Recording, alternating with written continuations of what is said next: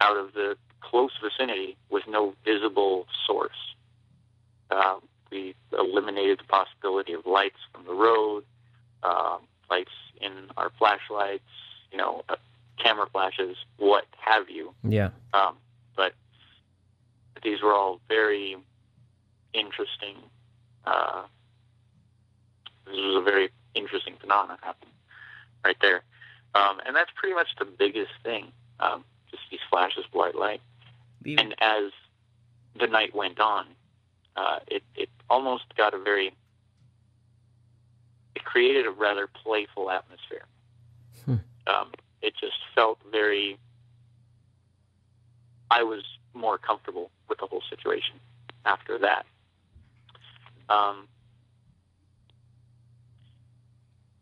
couple of things, a couple of other scenarios where we went and took some cast molds of the a place where they said that there may have been a landing right near there. Is this still with Stan? Yeah. Okay. At the cabin. There was another scenario where at the house, a cast that he had on after some surgery got blown off and fused to some sand on the side of the house. And we collected data on that. And that was also an interesting situation, too, because it, again, kind of reinforced that more feeling comfortable about the whole thing feeling. Right. And at that point, it was still very...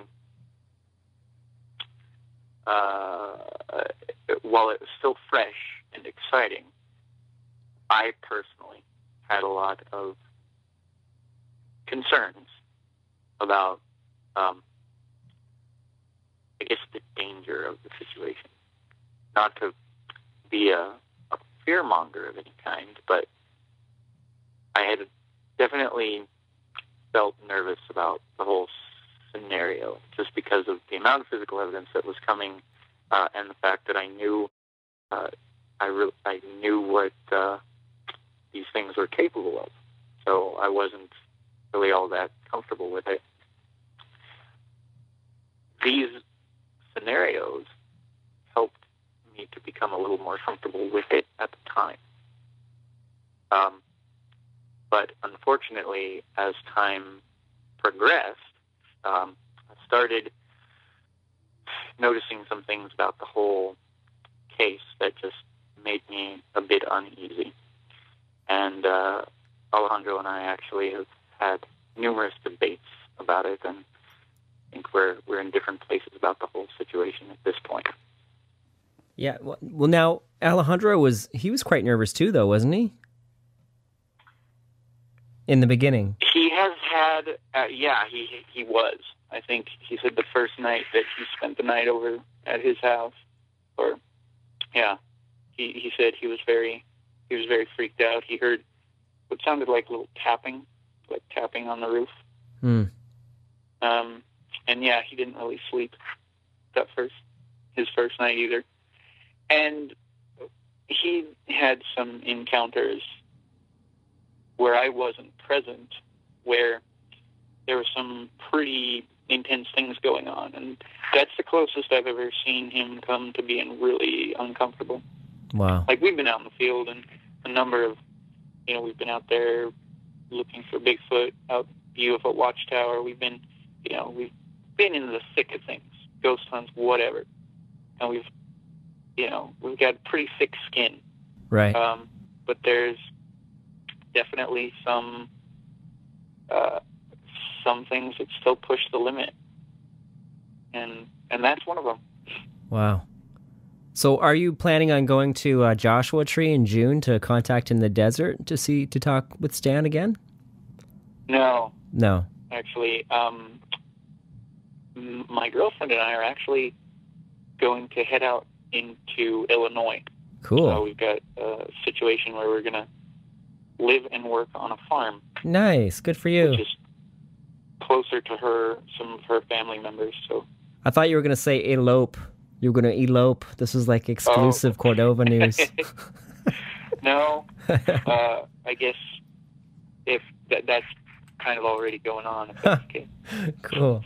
So I guess while we're still on the train here, I'm just going to backtrack a bit and just mention, the Crypto Science Society and what's been happening there. Now, you founded this group in 2006 in Colorado, and it's an organization that's dedicated to the study and public education of unusual phenomena. Now, I guess there's all kinds of different different angles we can take on this, and I'll get to all those different angles. But I figure since we're talking about the ufological aspect, I noticed that you had brought Robert Hastings to the college for a talk of some kind. Maybe you can talk about that for a minute. Sure. Let's see. Well, he actually contacted us nice. About coming out. He'd and I had actually never heard of him at the time when he contacted. Mm-hmm. He had kind of been coming out of a hiatus of sorts. He had written some journal articles for MUFON a number of years ago, but he had kind of been low on the radar. I would say he contacted us in about 07-ish, actually, and we had been just negotiating how to get him out, funding and whatnot, and finally we got him out there in 09, I believe, 09 or just last year, 2010.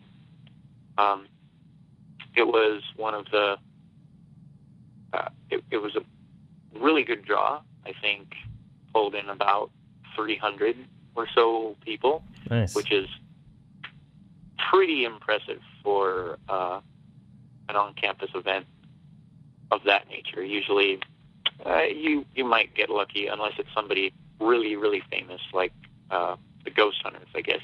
Right. Brought quite a big crowd. But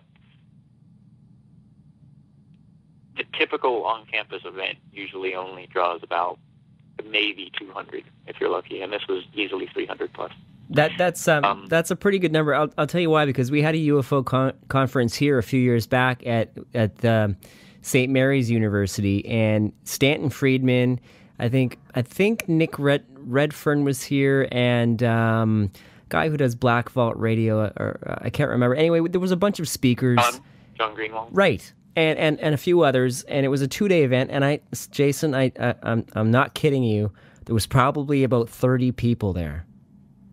Or a 2-day event. It was over 2 days, maybe 60 people. But it was I kind of felt bad because these are huge people in the field, and so I know how hard it is to draw people in. That's really impressive. Yeah. We actually, and Hastings aside, I mean, it seems like when we have these we have some of these bigger name people. When they come in, we're able to get a lot of people. I think the fact that the college is in the middle of the city, and that we open these events open to the general public, I think helps. You get a lot of student kind of walk-up attention that's like, what the heck is this all about? Right.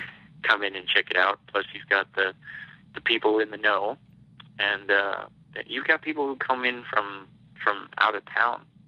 We've got some people that come in from Wyoming and New Mexico for some of these events. So that's really impressive. We've got a good network of people out here. Now, Robert Hastings, now he's got a background in the military, and he's the author of the book UFOs and the National Security State. Is that the one that he wrote? Oh, or is no. That's Rich Dolan, isn't it? Richard Dolan wrote the UFOs and National Security State. Right. Robert Hastings wrote the UFOs and Nukes. UFO encounters with nuclear facilities. Right. Him and Robert Salas. Oh, that's right. Are close friends and colleagues, and pretty much the main focus of Hastings' research is on the encounters with the nuclear facilities. So whether it's power plants or missile silos or whatnot, these big incidents like with Minot Air Force Base. I'm drawing a blank on the date. I want to say mid-70s. Yeah, that sounds about right. When there was a major incident at Minot Air Force Base. Saucers were seen over the missile silos, and the missiles went into an offline status. Yeah. Which was terrifying. Systematic. Yeah, systematic so shutdown. Just, that's a big deal if the missiles go offline. They were offline for a number of minutes before they came back on again. And researchers and the Air Force personnel alike have all speculated that that was some sort of a communication, trying to say, heads up, something's going on, pay attention to your missiles, what are you doing here? Now, was this the bulk of his talk at the CSS event? The bulk of his talk at this event actually was kind of an overview of the history of encounters, Cool. but with a very strong focus on military documentation, Freedom of Information Act requests, military personnel, and of course, because the nuclear facility encounters have so much documentation on them, that was really the bulk of his talk there. Okay. Now, if I'm right, I think it was last year that Robert Hastings and a whole other panel of ex-military and government officials came together to talk about the implications of UFOs and nukes. And the press coverage actually, instead of being all over global media at the time, was kind of thwarted because at the same time, someone had popped up and leaked to the press that, Maslin Othman was going to be the spokesperson for Earth to extraterrestrials, when in fact she was just the head seat in the Outer Space Affairs Commission, and diverted. And you remember this, when it diverted all the attention away from this press conference for the UFOs and nukes, and it was kind of a sad time because this was huge news where it was just about to reach global proportions. And the only coverage it got was the CNN live stream, I think, on the internet. I'm really impressed that you had him there at the CSS event. That's pretty cool. Oh, I'm kind of losing you here. Oh, can you hear me okay now? I think so, yeah. Okay. Yeah. No, that's... You sound good. Okay, good. So that's a big event to have Robert Hastings with you guys. You've had some experiences with Stan Romanek. Have you been? Did you do MUFON investigations on your own terms, or with CSS, the Crypto Science Society? Well, or both. Primarily, the investigations that I participated with for MUFON are the way they do that. It's an individual case-by-case basis. Right. A case is assigned to a field investigator, and that individual takes care of that, contacts a witness, does all the footwork to get to the bottom of it, of what's going on there, and then if it's really a big deal, then you forward it on from there. As far as CSS is concerned, we've never done any formal joint investigations with MUFON. Out of all of our membership, I think I am the only one who's gone through the full field investigator training and qualifications for MUFON. Okay. That said, outside of MUFON, for example, the cattle mutilation case, the San Luis Valley, the Mike Duran cattle mutilation case was one where former Assistant State Director Chuck Zukowski, cool, UFOnut.com, he's freelance investigator as well. Yeah. Outside of MUFON, he became aware of these cattle mutilation cases and decided it was important enough to take point on it. and he